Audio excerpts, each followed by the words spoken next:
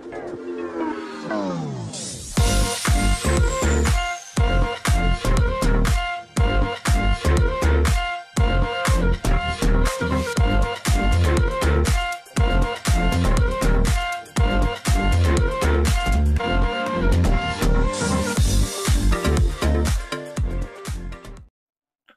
semua, salam sejahtera Malaysia. Selamat datang ke channel Fels Lifestyle. Saudara-saudara, tuan-tuan dan puan-puan, seperti yang kita tahu bahwa Khairy Jamaluddin ataupun KJ yang sehingga hari ini belum menetapkan di mana parti yang bakal beliau ikut ataupun parti yang bakal menjadi perjuangan baru untuk Khairy Jamaluddin setelah dipecat dari UMNO. Nah, tuan-tuan dan puan-puan semua, sebelum ini kita juga mendengar spekulasi KJ ditawarkan oleh PN dan pada akhirnya KJ akan bertanding pada PRN akan datang di Selangor. Nah, jadi banyak kabar angin ataupun desas-desus. Akhirnya saudara-saudara, tuan-tuan dan puan-puan semua, tidak lari juga, tidak dinafikan juga, terdapat spekulasi KJ akan menyertai Pakatan Harapan. Mungkin anggota komponen di dalam Pakatan Harapan. Saudara-saudara, dalam satu artikel dari biharian.com, Khairy calon Perdana Menteri dari DAP menurut Kian Ming. Nah, tuan-tuan dan puan-puan semua, setelah kabar angin desas-desus menyatakan KJ akan masuk Perikatan Nasional, KJ akan masuk Bersatu, KJ akan masuk PAS, bertanding di Selangor dan akan diberikan jawatan Menteri Besar sekiranya beliau menang. Akhirnya hari ini pula kita mendengar Khairy menjadi calon Perdana Menteri dari DAP menurut Kian Ming.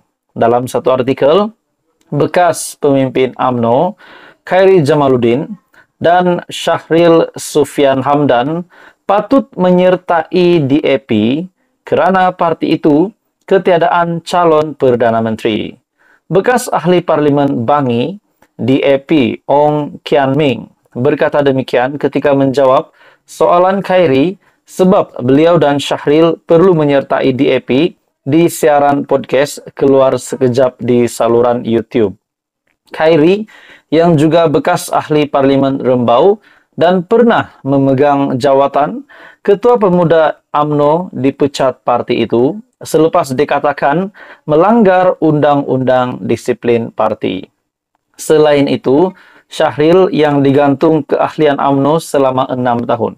Untuk Syahril Hamdan pula menjadi persoalan, adakah Syahril Hamdan akan bertanding pada PRN yang akan datang yang dijangka pada bulan Julai ini.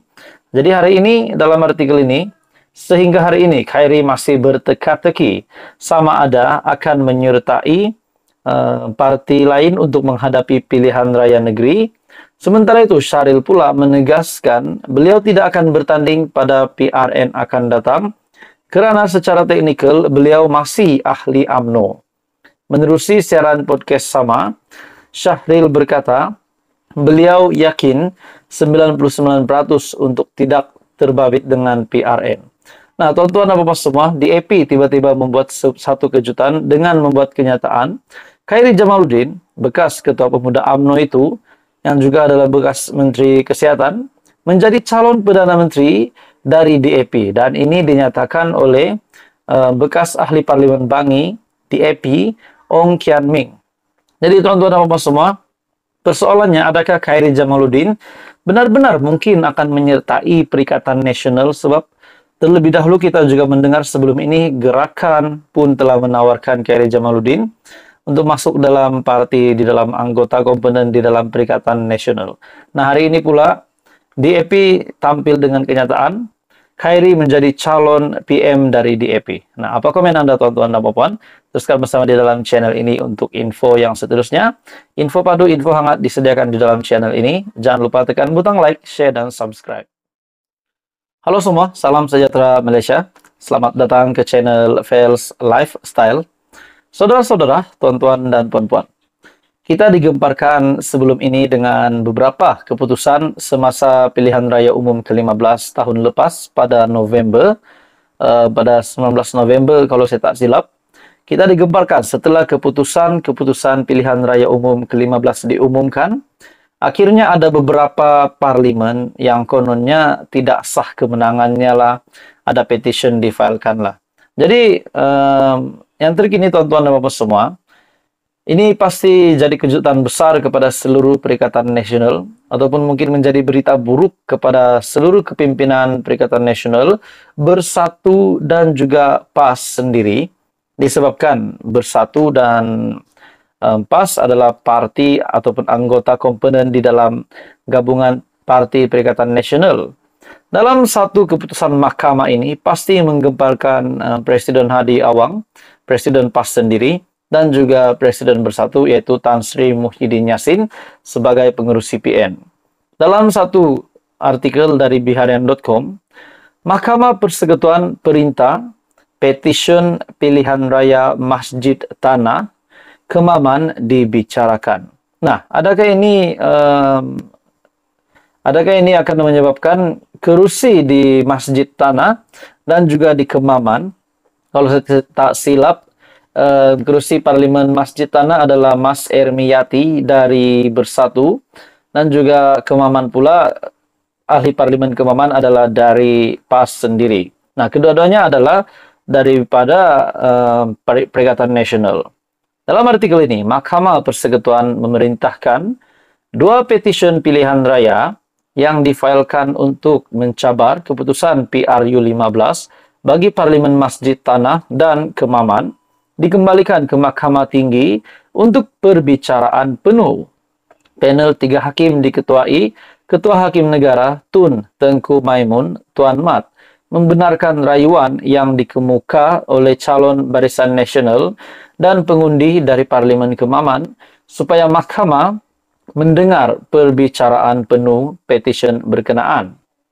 Tengku Maimun yang mengetuai panel terdiri daripada Hakim Mahkamah Persekutuan Datuk Seri Hasna Muhammad Hashim dan Datuk Nordin Hassan mendengar kedua-dua rayuan itu.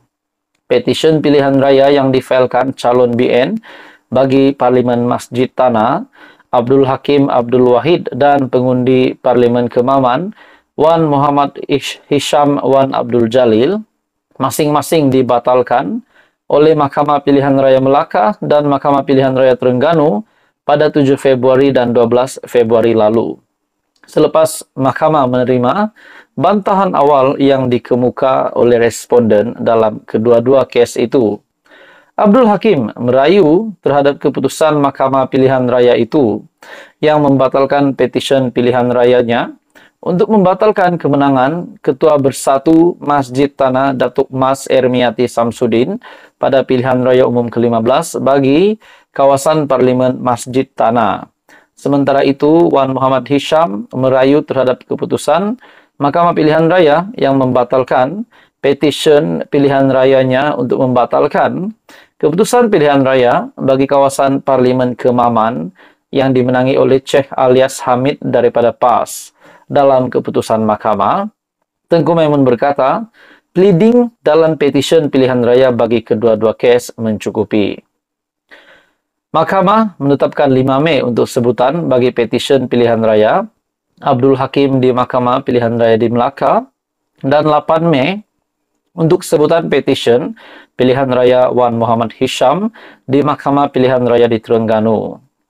Jadi tuan-tuan dan bapak semua, ini pasti satu lagi keputusan yang amat mengejutkan. Adakah dengan ini dua kerusi Perikatan Nasional berisiko untuk dikosongkan dan kemenangan ditarik balik, yaitu di Parlimen Masjid Tanah dari ahli parlimen ataupun calon dari Bersatu, dan juga ahli parlimen dari Kemaman, yaitu calon parlimen dari PAS sendiri. Jadi kedua-duanya adalah dari Perikatan Nasional. Adakah ini akan berisiko kedua-duanya akan hilang kerusi ataupun sebaliknya? Jadi, tuan-tuan dan bapak semua, teruskan bersama di dalam channel ini untuk info yang lebih lanjut. Info paduh, info hangat disediakan di dalam channel ini. Jangan lupa tekan butang like, share, dan subscribe.